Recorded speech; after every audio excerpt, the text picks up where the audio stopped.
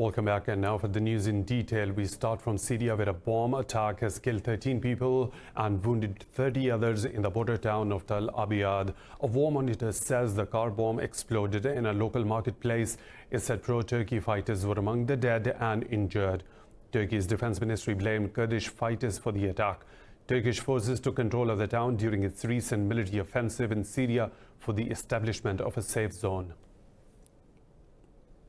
In Mali, 53 soldiers have been killed and 10 wounded in a terrorist attack on a military post in the country's northwest. In a tweet, Mali's communication minister Yahya Sangare said a civilian was also killed at the outpost in Delemane. The assault is one of the deadliest strikes against Mali's military in recent months. Mali's communication minister Yahya Sangare said the process of identifying the bodies has started. The deadly assault has sparked protests outside a military camp in the country's capital, Bamako. Northern Mali came under the control of Al-Qaeda-linked militants after its army failed to quash a rebellion in 2012. 9 children have been killed in a mine explosion in Afghanistan's northeastern province of Takhar. Police say the Taliban-planted mine exploded when children were going to their school. It said the mine was planted on a road in Tahiri village. The police said the children aged 9 to 12 are among the killed. No group, including Taliban, has not taken the responsibility for the blast. A fact-finding team has found Indian brutalities have led to increased psychiatric problems in the people of occupied Kashmir. In its report titled Imprisoned Resistance, the 11-member team states the Kashmiri people are living in constant mental stress and fear. It adds that it will take Kashmiris decades to recover from the trauma caused by Indian atrocities. The report said Indian forces raid villages and localities in the valley almost every night. There is also constant surveillance and policing of the valley's media centers. Thousands of protesters have taken to the streets of occupied Ladakh's Kargil district against India. The demonstrations broke out against the bifurcation of occupied Jammu and Kashmir into 2 union territories. The protesters chanted anti-India slogans stating they are against the bifurcation. Markets are also shut and public transport has been off the roads for the last 3 days. Meanwhile, thousands of Kashmiris held protest against Indian occupation across the valley after Friday prayers yesterday. Indian forces also disallowed a 400-year-old religious tradition at Khanqah-e-Naqshbandiya in the valley yesterday. The occupying forces stopped Kashmiris from offering prayers at a shrine and shot tear gas at them. The 35th Annual Summit of Association of Southeast Asian Nations has opened in Thailand. The meeting is being attended by ASEAN states and leaders from 6 non-members, including China, Australia, Japan, and Russia. International trade, the South China Sea dispute, and the Rohingya crisis are some of the topics up for discussion. More in this report. Thai Prime Minister Prayut Chan-o-cha opened the summit with a speech highlighting sustainability in the private sector. Chan-o-cha pledged to increase cooperation in sectors such as energy and food resources. On sustainability, the Thai government has increased the opportunities for private sectors to give advice on the matter, as sustainability involves many parties. And we also need intensive cooperation from them in areas such as human resources, energy, and food resources in order to cater to the people's demands and bring the country forward into prosperity. Speaking at the ASEAN Business and Investment Summit, Malaysia's Prime Minister Mahathir Mohamad criticized US President Donald Trump's trade war. Mahathir said the current surge in protectionism highlighted by the US-China trade war will not last long and free trade will triumph at the end. If you cut down on its imports of palm oil from Malaysia, we will cut down on some of our imports from you. Equal amount. You do exactly what Mr. Trump does. Not a very nice man, but he does those things, and we can learn even from people who are not so nice. The leader will also hold the Regional Comprehensive Economic Partnership Summit on Monday. The Indian and international media have reported New Delhi is now the only obstacle to forming the world's largest free trade zone. The RCEP covers a third of the global economy and has already missed numerous deadlines to end negotiations, which kicked off in 2012. US President Donald Trump says talks on a trade agreement with China are going well. Details in this report. The president's remarks follow comments by US and Chinese officials describing progress on an initial deal. Well, we're moving along with the deal with China. China wants to make the deal very much, and we have a good relationship, and we'll see what happens. I don't like to talk about deals until they happen, but we're making a lot of progress. Earlier, trade negotiators from China and the US spoke over the phone. The conversation was held at the request of U.S. Trade Representative Robert Lighthizer and Treasury Secretary Steven Mnuchin. China's Commerce Ministry said that the two sides reached consensus on principles concerning the 17-month-old trade war. It said the two sides have made progress and are in the process of resolving outstanding issues. U.S. Energy Secretary Rick Perry has refused to testify in the ongoing impeachment inquiry against U.S. President Donald Trump. President Trump says the majority of American voters will support him against the impeachment. The energy chief is the latest member of Trump's administration to refuse to cooperate with the House of Representatives in inquiry. Perry said in a statement he would consider an invitation to a public hearing. The secretary had earlier refused to provide subpoena documents, arguing the impeachment inquiry was not properly authorized. Yesterday, House Speaker Nancy Pelosi suggested the public hearings would begin in November. One Palestinian has been killed after Israeli airstrikes hit the Gaza Strip. Gaza's health ministry said the young person died from shrapnel injuries. Earlier, Israeli troops shot the injured 88 Palestinians during weekly protests along the border. They were protesting against Israel's blockade of the Gaza Strip. In Iraq, thousands of anti-government protesters have blocked all the roads leading to the main Gulf port of Qasr. Port authorities say all operations have been at a complete standstill since protesters first blocked its entrance on Wednesday. This comes after security forces used live rounds and tear gas on them overnight. The protesters are demanding an end to corruption and unemployment. Earlier, U.S. Secretary of State Mike Pompeo said the Iraqi government should listen to the protesters and ease restrictions on the media. Pompeo also said all sides should reject violence. Over 200 people have died since anti-government protests began last month. Clashes have erupted for the 22nd consecutive weekend between Hong Kong police and protesters. Police fired tear gas at thousands of protesters, attacking subway stations and shops in flash mob rallies across the city. Protesters wore face masks in defiance of emergency laws that have a penalty of up to a year in prison. The demonstrators threw petrol bombs at a police station's gate and inside the compound. Protesters have criticized Hong Kong's leader, Carrie Lam, for failing to protect their freedoms. Hong Kong has been battered by months of massive protests ignited by a controversial extradition bill. In Chile, what started as a general protest against a rise in subway costs has turned into a united expression of animosity against the system. Now the demonstrations have lingered on, bringing the country to halt and uncertainty. Details in this report. Weeks of violent clashes between anti-government protesters and police shook the South American nation of Chile to its foundations. The unrest has resulted in 20 deaths, hundreds of injuries, over 7,000 arrests, and cancellation of 2 important summits. Many Chileans think that the anger had been brewing up for years. I think that this has been coming up from behind now for years, and I think it finally blew up. These protesters aren't just from now. This has been brewing for years. The people are tired.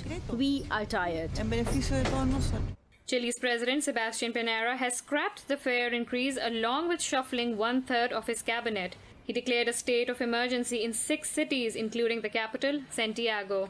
Despite government's efforts, protesters have rejected government's crisis management measures. I find that society need a change. This government need a change. I admit that my position was initially to support Pinera, but I feel that this is not going anywhere. The government has done absolutely nothing. Amidst continuing friction, Chile's President Sebastián Pinera announced that COP25 summit will be held in Spain instead of Chile's capital, Santiago. The unrest has also affected the country's tourism industry, as tourists are reluctant to visit in current conditions. Up until the 30th of September, we had already registered 3.5 million tourists. Tourism is a very sensitive industry, and we have seen reservation drop by around 50% these last 2 weeks. UN investigators arrived earlier this week to probe the rights abuse allegations. The government have welcomed their presence, saying they have nothing to hide. But the Chileans say they will continue to take the streets until the very end. In the U.S., a new wildfire has rapidly engulfed 8,000 acres overnight in the Ventura County, north of Los Angeles. Rescue officials say 7,500 people have been evacuated from the area. 400 firefighters are battling the inferno with helicopters. Local officials say strong winds are causing the fire to spread and threatening 1,800 homes. 80,000 people remain without power after intentional blackouts. More stories to follow right after a short break. Stay tuned with Indus.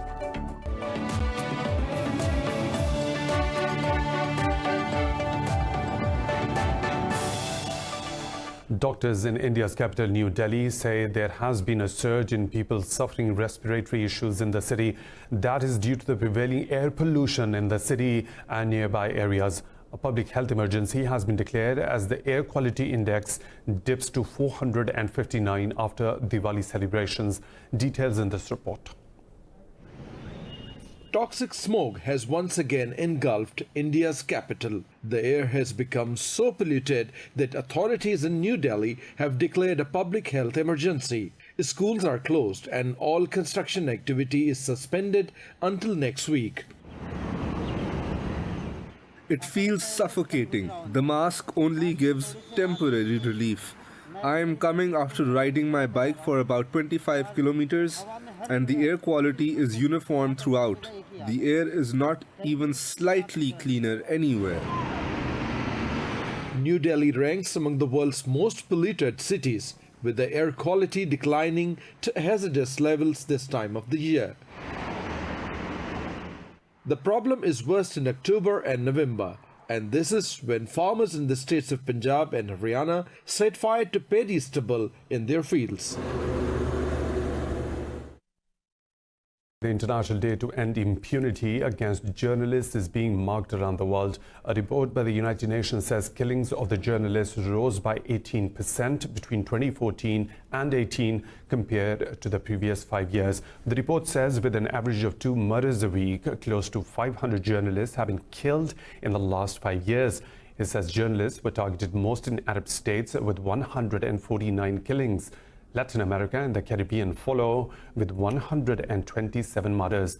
The report says 90% of those found responsible for the deaths of 1,100 journalists between 2006 and 2018 have not been convicted.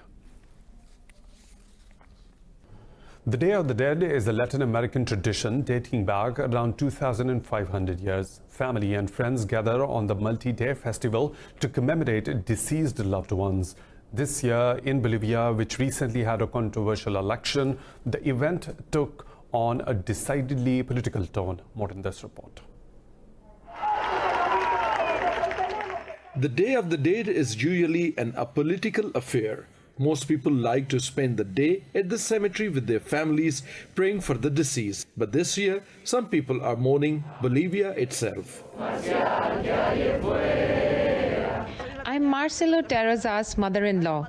They killed him in Montero, and we are here to mourn for Bolivia because they spilled their blood for Bolivia. And this is a peaceful march in honor of those fallen for Bolivia. Protests have erupted all over Bolivia over irregularities in the 20th October elections. 2 people died in clashes between demonstrators and police this week. From here, we started to make this table for the fallen brothers that died for a cause, fighting for their neighbors. They were also leaders and regular people that fell in the fight. That's why the Neighborhood Council of El Alto remembers another year for the saints, the souls fallen in the fight. President Evo Morales, who came to power in 2006, has overseen 14 years of relative peace in the impoverished Southern American country. But this year's Day of the Dead festival shows this may be coming to an end. In Burkina Faso, the city of Bobo Dioulasso, once a tourist hub, is being avoided by travelers because of the country's security problems. The city's hotels are now mostly empty, its heritage sites are quiet, and the souvenir shops struggling to stay open. Local vendors worry about their dying businesses. Details in this report. The city of Bobo Dioulasso was once a hotspot for tourism in Burkina Faso, known for its mosque, animated street life, and iconic train station. Located in the west of the country, the city was a top destination for culture and architecture, and also benefited from its location on the route from Mali to the Ivory Coast. But recently, concerns over security have led to a sharp drop in the number of visitors. Before, during the holiday periods, you would see hundreds of tourists here every day, but now we go 1 week or 2 weeks before seeing a tourist. Jihadist attacks in the north and east of the country have caused over 600 deaths since 2015. Though Bobo Dioulasso itself has not been targeted, the western region has seen several attacks, and an Italian-Canadian couple who disappeared in December of last year while travelling are still unaccounted for. Many Western embassies now advise against visiting large parts of the country, including Bobo Dioulasso. And those who rely on tourism for generating income are forced to find new ways to make money. All I do is make my fabrics. I don't really have other work, but as there are no tourists, I have no choice but to help out with masonry work to earn cash for food and medicine for me and my kids. Many in the hospitality industry have also been struggling, like this hotel owner. We have lost everything, to be honest. The number one priority is the staff's salaries, then the taxes. We can't even afford the taxes. And so today, Bobo Dioulasso is a city in limbo, with inhabitants tentatively trying new business ventures as they anxiously await peace and a return to business as usual. In France, the street theatre company La Machine has unveiled a monumental mechanical sea dragon in Calais during a 3-day urban show. Ordered by the city's town hall, the dragon will remain to become a new tourist attraction. More in this report.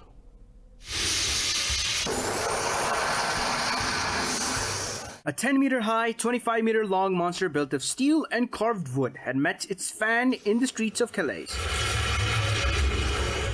It's good because the dragon is tall and it spits fire, there's smoke, and sometimes there's even water falling, so it's good, it's cool. The inaugural show featured actors, musicians, and lights in a sensational show of the fantasy creature. Hundreds of people thronged the streets to get a glimpse. It is the most impressive machine we have seen since the beginning. I'm all over it because I'm from here, and it is true that it's much more impressive than the others. From December 17th onwards, the public will be able to enjoy rides in the carriage on the back of the dragon through the city. The company founder Francois Delarosier has said the people of Calais have taken to the dragon. The people of Calais and the inhabitants of the region came in large numbers. Calais is suitable to accommodate large crowds, and everyone can easily see and enjoy it. The spectacle culminates tomorrow with a breathtaking display and performance on the seafront. More stories to follow right after a short break. Stay tuned with Indus.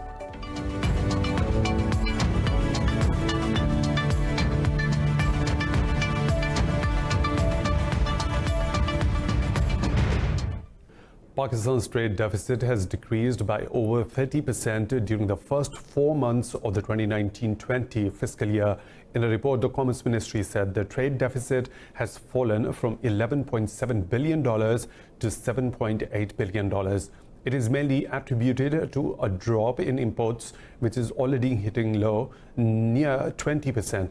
Imports have touched over $15 billion during the July-October period. The country's exports have seen a meager rise. The World Trade Organization has authorized China to slap tariffs on the U.S. imports worth over $3.5 billion.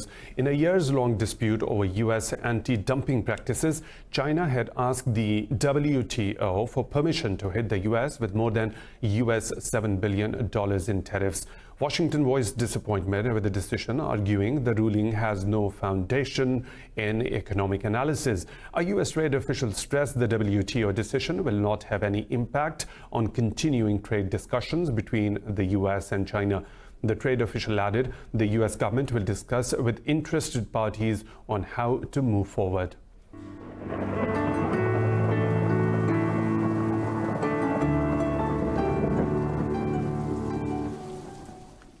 Another weather situation from around the globe.